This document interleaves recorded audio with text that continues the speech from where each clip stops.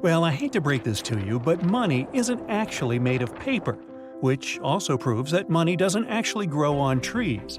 Most banknotes are 25% linen and 75% cotton, which is why they have such a distinct look and feel. Back in the 19th century, money was made of parchment paper. That's why people could very easily counterfeit it, unlike now. The Eiffel Tower is almost 6 inches taller during the summer. When you heat up some substance, its particles start to move more actively and take up a bigger volume. That's something they call thermal expansion. When the temperature lowers, the substance contracts again. Such an effect is more prominent in gases, but you can also track it in liquids and solids, including iron. Because of this, people build large structures like bridges using expansion joints. They allow a structure some leeway to expand and contract, and such changes don't cause any damage. Wow, I have some pants like that. Now, honey can last for thousands of years without going bad. Bees land on flowers to collect sugary nectar. Then they transport it back to their hive and transfer it to other worker bees. These bees reduce the water content of the nectar by repeatedly drinking and regurgitating the liquid. Bee barf. Special enzymes in their stomachs break down the glucose in the nectar, and it becomes more acidic. Bees deposit this nectar in the honeycomb and start fanning it with their wings so that the water evaporates more quickly. The honey is now highly acidic and low in water content, which keeps it safe from spoiling. The bacteria that can cause the rest of the food to go off can't survive in such conditions. Now, a long time ago, people didn't elevate their mattresses off the floor. This practice started in ancient Egypt and continued in many other cultures. People realized it was cold on the floor, and they could warm their beds easier if they were off the ground. Houses used to be more drafty. Cold air came in from under the doors. There was no central heating, so people had to find other ways to stay warm. Warm air tends to rise, and if you're positioned higher, you won't be as cold as on the floor. Also, this way, people could keep their beds clean more easily. In simple homes, floors used to be way dirtier than today, and all that dirt usually migrated into beds. Continuing now to talk dirty, do you think people are naturally clean and tidy? After all, our ancestors, who lived thousands of years ago, already used latrines and were tidying their hair with combs, and they kept their homes and themselves clean. Our natural need for hygiene and cleanliness is driven by our sense of disgust. That's the very mechanism that helps our bodies stay safe and protects them from different infections. That's why we're more sensitive to certain smells and things. But we still have some pretty sloppy habits. For example, eating snacks over a keyboard. Ew! I certainly never do that. But there are animals that are even neater than us humans. For example, rattlesnakes like to keep their surroundings tidy. Some of them even use their muscular necks and triangular heads to sweep aside messy grass when they hunt. Many animals like to clear their path when going after their future meal. Reptiles too. Less vegetation increases their chances of catching food.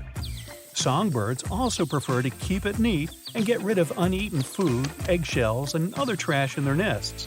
This way, they also make their homes less visible to their enemies. Meanwhile, out in space, shadows are darker on the moon than on our planet. That's because the atmosphere on Earth scatters more sunlight. But if you could visit the moon, you'd observe shadows so dark you wouldn't be able to see where you were going. Also, you'd notice fresh footprints on the lunar surface. People haven't set foot there in a few decades, but the footprints look as if they were left just yesterday. Since there's no water or wind on the moon, nothing can erase these footprints. So they stay there in their original form for millions of years. So be careful where you step, huh? Earth's core contains enough gold to coat the entire planet. And if you decided to do this, the level of this precious metal would be knee-high. For thousands of years, people have been mining gold and platinum, together with a bunch of other precious metals, from underneath our planet's surface. That's why we have depleted some of the minerals in certain areas. But Earth still has a huge number of such deposits, especially if you get closer to its core. That's because of countless meteorites that collided with our planet during the period of its formation. Those meteorites contain different minerals, including gold. Back then, Earth was still in its molten state, which is why most of the gold, a heavy element, sank deep into its core.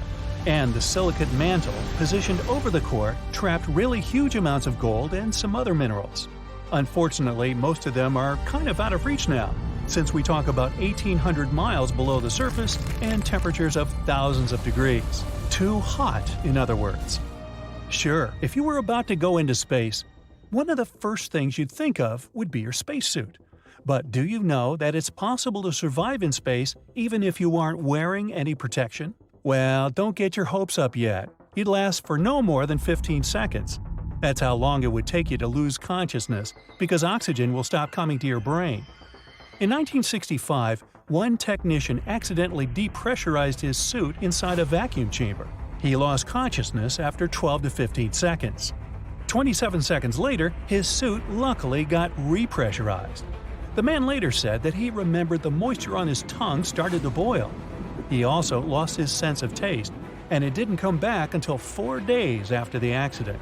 Now, you can't hold your breath in space either, so that won't save you. Your lungs will rupture at one point because the air inside will expand. The oxygen in other parts of your body will start to expand too, which means you will balloon up to twice your regular size, almost like Dudley Dursley's Aunt Marge from Harry Potter. Well, not quite. You won't explode, only thanks to your elastic skin. It will keep holding you together, and the liquids in your body will start vaporizing pretty quickly too. Doesn't that sound pleasant? No! The ocean has its iconic blue color thanks to sunlight. When the sun shines, the water absorbs longer orange and red wavelengths of light and reflects shorter blue light waves. This is only possible when there's a huge amount of water. So, the more water you have in one place, the bluer it becomes. That's why the water you pour in your glass has nothing in common with this beautiful ocean blue color. The ocean performs many important functions. For one thing, it produces 50 to 80% of all the oxygen on our planet, which means it keeps us alive. But it also helps the internet to function. So, when you're laughing at a funny dog video or binge-watching your favorite series, thank the ocean for that. The majority of the cables that power the internet, and therefore allow people from all over the world to use it, run underwater. Those are submarine communications cables, miles and miles of wiring crisscrossing the ocean floor. There are special boats for putting all that in place. They're designed specifically for that purpose. To make sure nothing damages the cables and your internet, people need to put them on relatively flat stretches of the ocean floor. The cables also need to be away from old shipwrecks or large ocean ecosystems. Some of these cables have a special coating that protects them from damage. This way, no hungry sharks or curious fish have a chance to munch on the wiring. Now, trees talk. Well, not exactly like people do, but they have their own way of communication. Their roots are connected through an underground network of fungi. That network got its name of the Wood Wide Web. Thanks to this network, trees can share resources with one another. That's how they talk. They use these fungi to transmit nutrients and water from one tree to another. For example, there's a mother tree or another tree that's stronger and older than others in the forest. So it shares some of its nutrients and sugars with small trees growing nearby. Thanks, Mom! Now look at all these insects flying around on a nice sunny day. Do you think they get sunburned? Well, those that spend most of their time in the open don't. They have dark exoskeletons that contain melanin. That's how they block UV rays. But insects that live underground and in the water, or nocturnal creatures, have paler and thinner skin. If they spend too much time outside during the day, they can indeed get sunburned, or even worse, they could get eaten.